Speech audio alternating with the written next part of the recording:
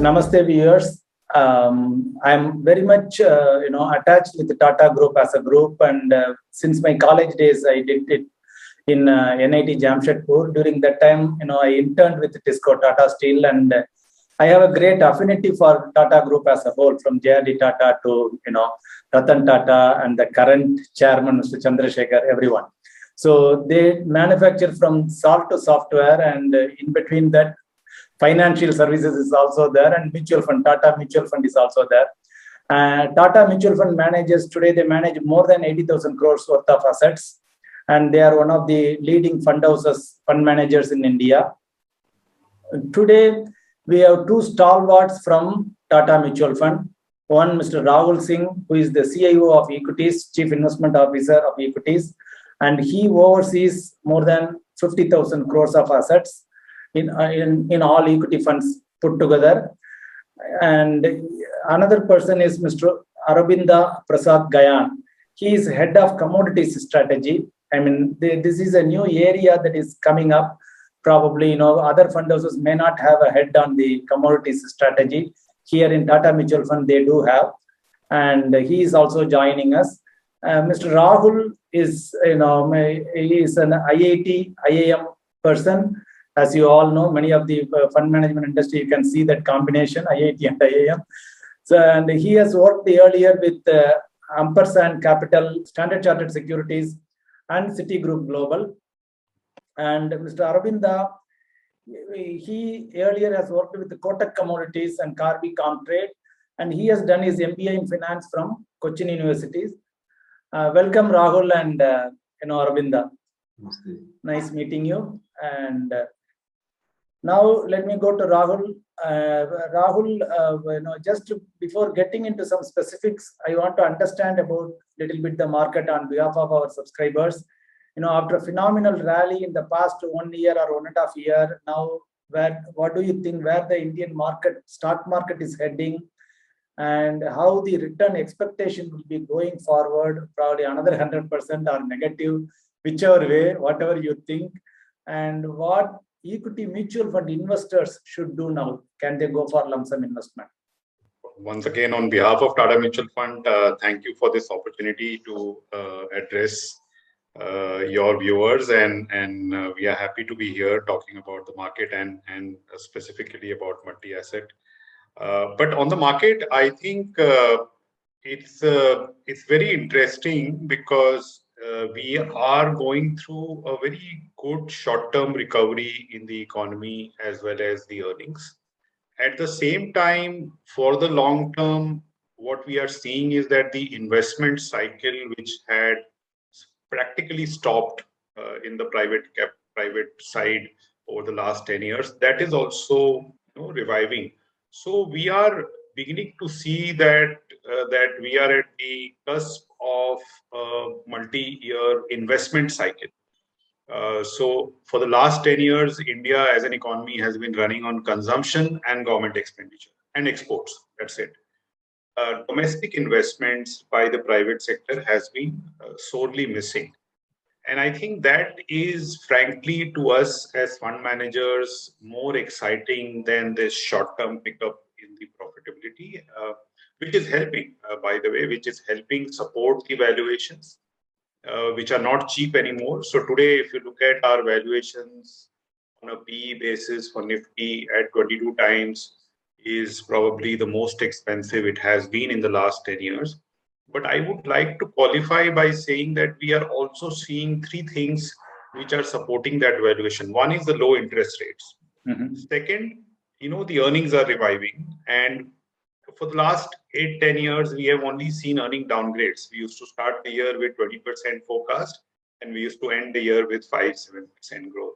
This is the first year when the forecasts are being met. And not only being met, there are also some upgrades happening on the profit forecast. And last, which I said, which is the most important probably, is because of government's focus on reforms, some focus on PLI, corporate sector balance sheets improving, banks' ability to lend and willingness to lend being there, and more importantly, the amount of foreign capital which is coming in through private equity.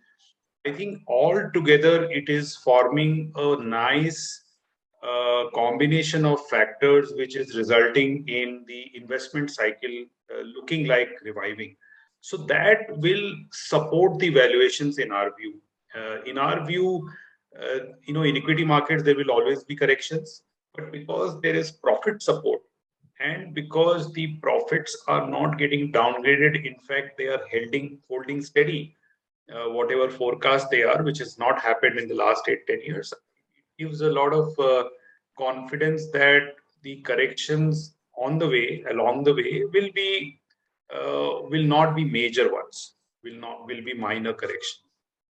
Corrections are part and parcel of the equity market, so 5 to 7% correction should not scare anyone. And I think that's the kind of volatility one should be willing to live with for the next few, let's say months or quarters, because in the long term, the outlook seems to be developing into a nice investment-led upcycle, which has a much different look and feel as compared to a consumption-led revival. And I think that makes us very excited. Valuations obviously means that you have to be cautious at this point of time. Try and be, in terms of asset allocation, try and be in the right mix of equity and debt which suits you. Till the time we clearly see the benefits of the investment cycle reviving, and that's when the next leg of returns could come from equities. So overall, our long-term view from equities is that given that valuations have moved up to about 22 times and reached a fair value, so to say, when we say reached fair value, it does not mean you sell everything in equities and go into liquid or arbitrage. It only means that your return expectation from equities should be more moderate, about 10-12% CAGR over the next 3 years. I think as long as you are okay and accept that, you will not make mistakes. It's only when you keep expecting 50-100% every year is when you make mistakes.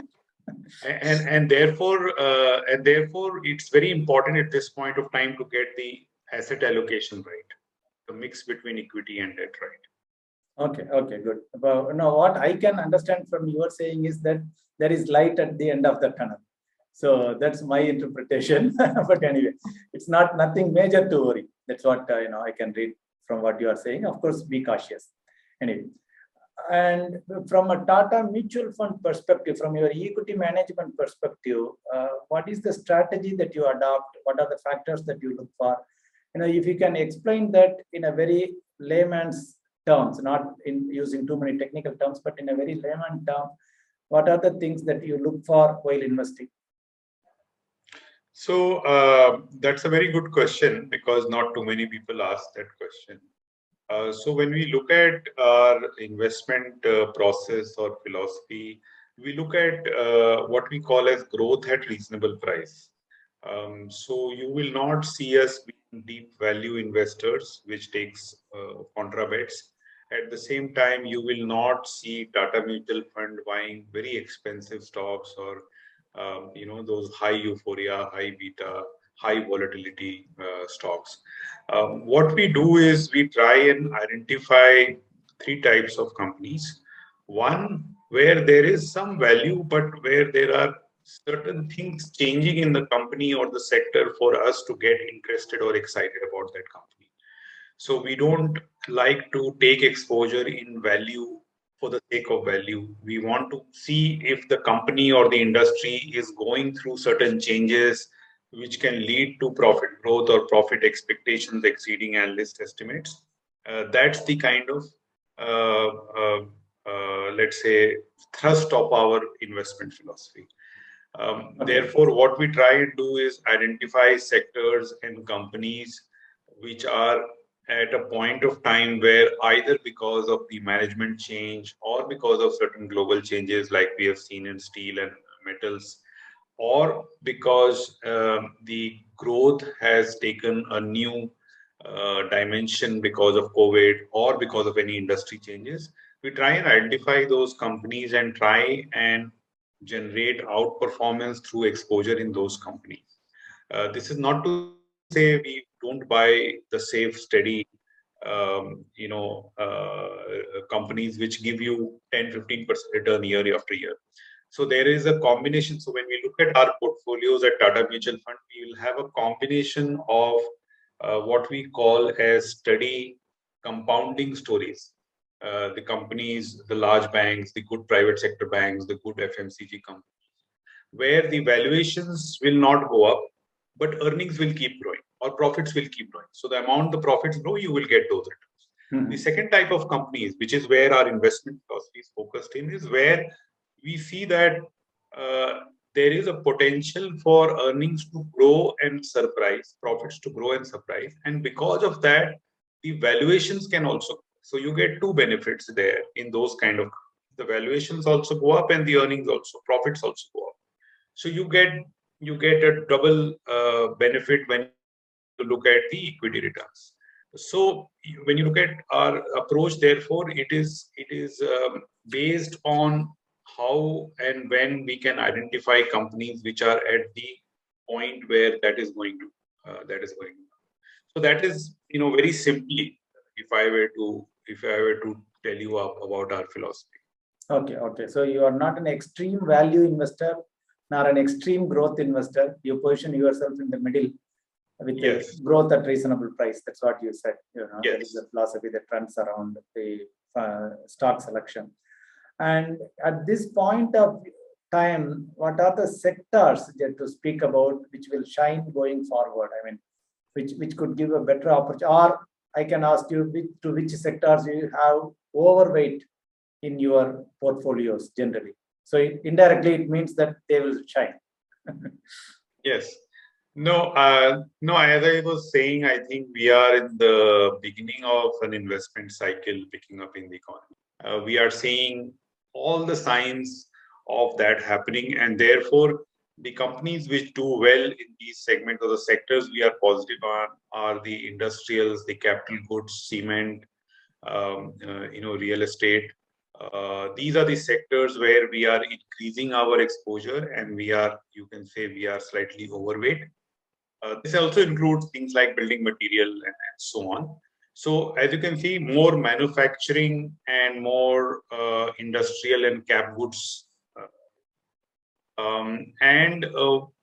As far as the other sector, the other second sector which we are positive on where we are, I won't say overweight, but we have significant presence is the banking sector, banking and financial services, because their valuations are still reasonable, and no investment cycle can happen without banks doing well.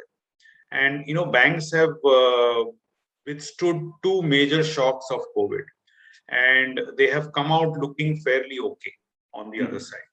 And the valuations are, if the markets have reached its peak, banks have not reached their peak. So there is, we believe there is some catch up which bank and financial services have to do. So to summarize two sectors, infrastructure, which includes industrials, capital goods, real estate and building materials, cement, etc., and banking. Okay. And one more thing that I'm seeing of late in the industry as a whole is a lot of foreign funds being floated in India.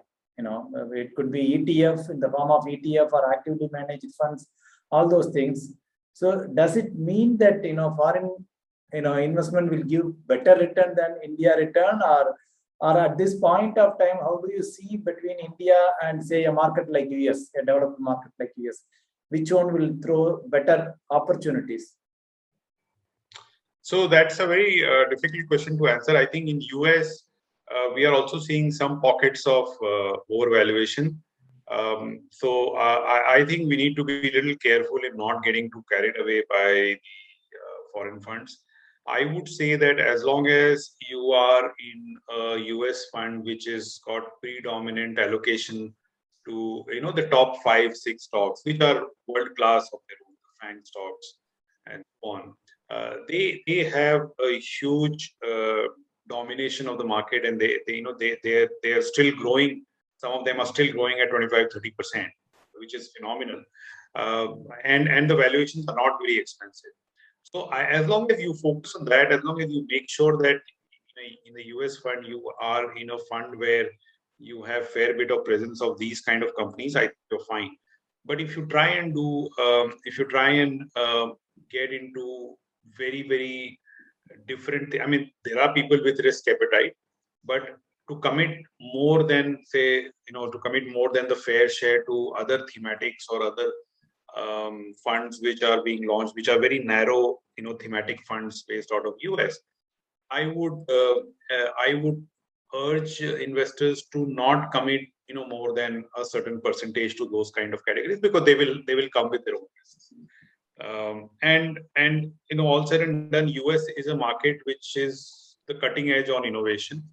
So there should always be space for funds, US based funds in your portfolio. But one should not get carried away and only keep funds which are very narrow in their approach, or have a very narrow exposure to a certain thematic, because things are getting a little overheated. When you look at, say, let's say the EV space, it's a little overheated. When you look at some of the SaaS spaces, it's become a little overheated in the US. So one has to be a little careful, because if the correction, whenever the correction happens, some of these segments are the most vulnerable. FANG stocks would be the least vulnerable. Okay. Good. And say, like, since the market, has given good returns, and now people are coming, and interest rates, as you said, are low, one of the drivers of Indian economy right now. So people are converting a lot of their fixed deposits into mutual fund. They are slowly, even elderly people or whatever. That is the general trend happening in the industry. Many people, because of the low interest rate environment, they are coming to mutual fund, and we are seeing the inflows in general. So for those kind of people, they are not looking for very high returns. They are not looking for very high returns. What they are saying is, if I can get 8, 9, 10%, FD plus return, I would say, or double the rate right now of FD returns. So do you have products for those kind of investors? Oh, yes, I'm sure, BAF as a category is quite popular already, and you would have, and your investors would have heard of that. I think it's the ideal product for people who want to shift from fixed deposits, first-time investors especially. I think Balance Advantage Fund is the best category which can take care of the needs for those investors, because the equity allocation changes between 30% to 80%. Even for us. And I think it's the best product out there, because with debt returns and fixed deposit returns coming down, BAF as a category also enables you to monitor the volatility and take advantage of the volatility. So I'm very confident that that category can generate 8-9% annualized returns. Then we have multi-asset fund, multi-asset opportunities fund in the similar category, where the equity allocation changes between 50 to 65%, so slightly more aggressive on the equity, but it's an equity taxation fund. But what we have, and what we can talk about a little later, is 25% in commodity or commodity arbitrage, which today is able to yield us a very nice 7.5, 8% kind of returns, which is much higher than the AAA bond yields today, or much higher than the equity arbitrage yields. So that is something which, these are the two products which I think are good, or I would say great products for investors who want to move from fixed deposit to first time into equities. I think that's something, these two products is something which I would highly recommend. And especially for the markets like these, where we need to be a little cautious on the risk, the valuations are high. I think Balanced Advantage Fund and multi-asset fund should be core part of anyone's allocation. Okay. And if you can tell us briefly a little more about the uniqueness of your offering. If I am right, I think there are no other funds in the market which do a commodity arbitrage. I mean, what is the uniqueness about Tata Multi-Asset Opportunities Fund? Yeah, so Tata Multi-Asset Opportunities Fund, as you rightly said, when we designed it, was after SEBI allowed us or the mutual funds to invest up to 30% in commodity derivatives. And so we designed a product where we said equities will be 65% at all points of time, which is long only equity plus arbitrage. 25% will be in commodity arbitrage, and 10% will be in debt. The reason why we maximize the commodity arbitrage portion is because we could easily see that we can make 7.5% interest yields, 7.5% returns by doing commodity arbitrage. Commodity arbitrage is nothing else but very similar to equity arbitrage, except that both legs are in the FNO. So we can get into details with my colleague who is also on the call. But the big advantage of commodity arbitrage is that today it is able to yield us 7.5% kind of returns, which is much better than AAA bond yields. AAA bond yields today are 5.5%. Equity arbitrage is 4.5%. So you have a 2 to 3% advantage. And what it allows us, what it does is that if we make that 2.5% extra in commodity arbitrage, it also takes care of some of the risk on the equity side. Our equity allocation is lowest we can go to is 50, which is higher than, say, balanced advantage fund, where the lowest we can go to is 30. So it allows us to protect the downside, the overall returns from the fund, because we have higher returns from commodity arbitrage. At the same time, my equity allocation is always going to be 50-55. So if the equities continue to perform well, this is a fund which is actually designed to generate slightly higher returns than balanced advantage. Understand. If I were to just summarize it, slightly higher returns than balanced advantage fund, but with only a very minor addition to the risk in the process. Because of the commodity arbitrage. Okay. Aurobinda, just I want to first our subscribers to understand arbitrage. What is arbitrage? I mean, we use it colloquially, but before getting into the specifics, if you just tell us in simple terms, what is arbitrage? Sure. Thank you for inviting us for this program, and I'm sure your viewers will be benefited out of it. You've asked me an academic question, what is called an arbitrage. Very simple terms, if I have to recollect the definition of arbitrage, is that pricing of same underlying is quoted differently into different markets. It's something that is typically a typical definition of an arbitrage as a concept. So I'm sure all of us being into the equity market and experiencing equity market arbitrage trades, it's been for many years now. It's very simple. I would first talk about equity arbitrage, the procedure and the process. Similar lines as Rahul should also mention about the commodity arbitrage. I'll also give a brief about that. So basically, like in equity market, we have a platform where we buy the cash equity, which gets settled at T+2 settlement basis, T+2 day settlement, and simultaneously the fund manager also sells this future of the same underlying.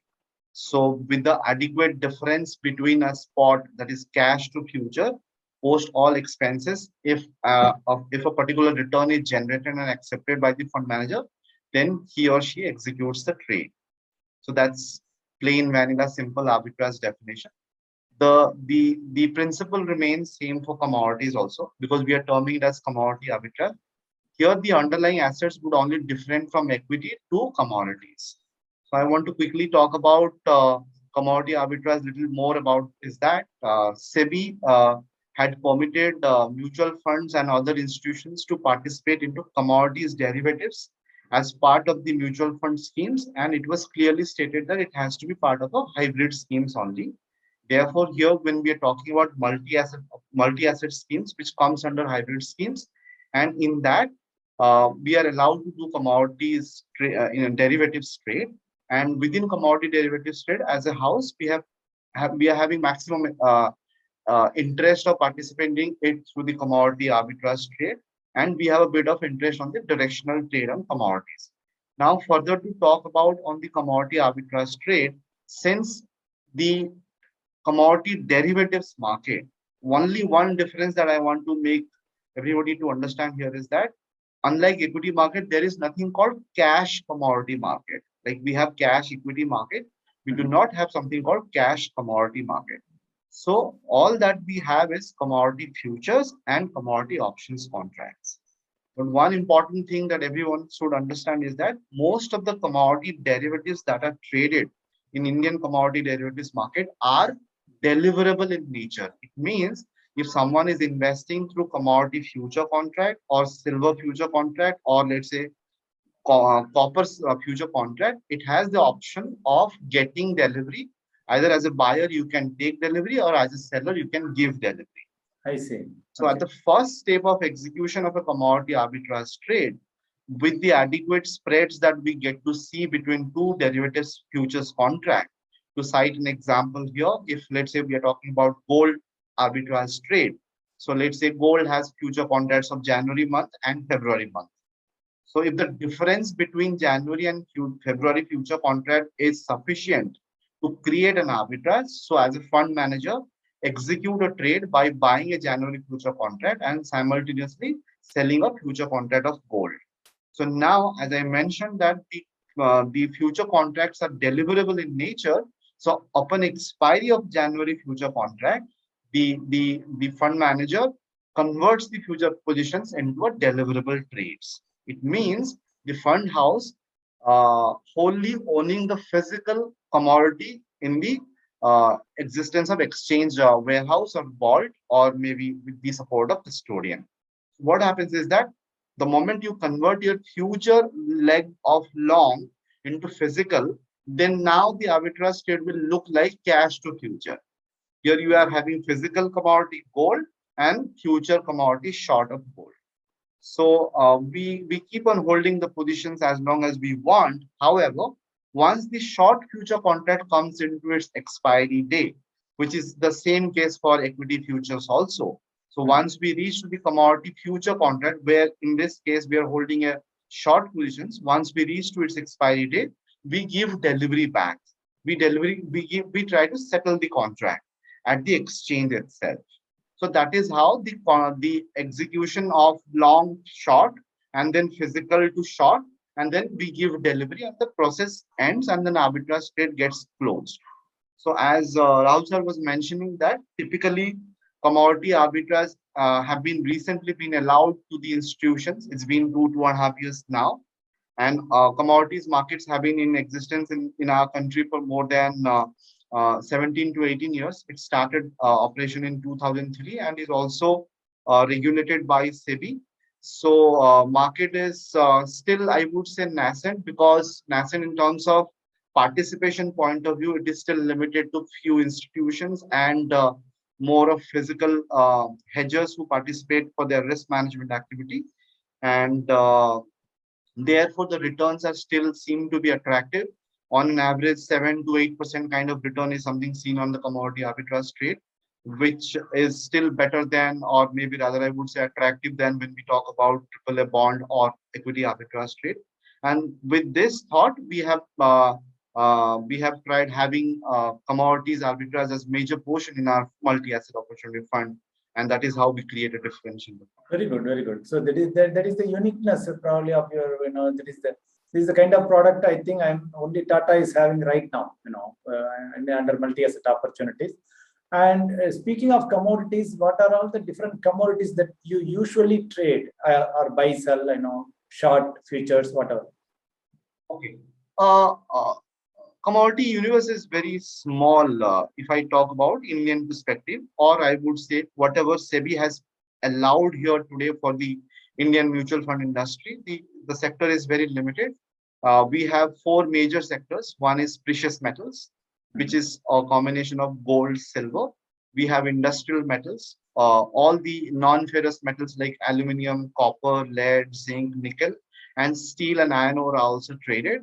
And one more major sector is the energy product sectors. That is, we have the crude oil and natural gas being traded. The last most important sector is the agriculture sector. So within the agriculture sectors, we have variety of commodities, be it pulses or cereals or edible oil complex or cotton or sugar.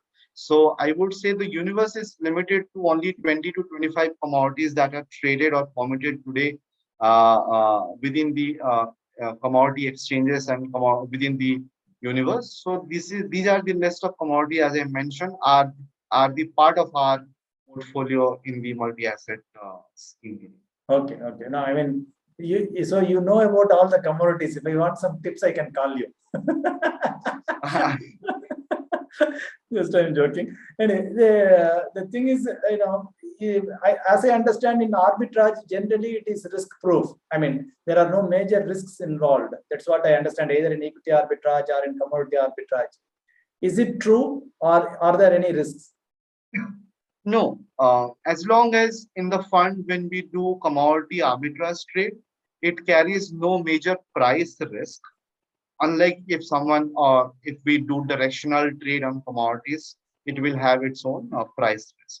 So while we are doing a commodity arbitrage trade like equity market arbitrage trade, it also locks in the trade. On the first day of execution, if we are dealing the trade at the rate of 7% or 7.5%, until the trades are closed, it remains the same return.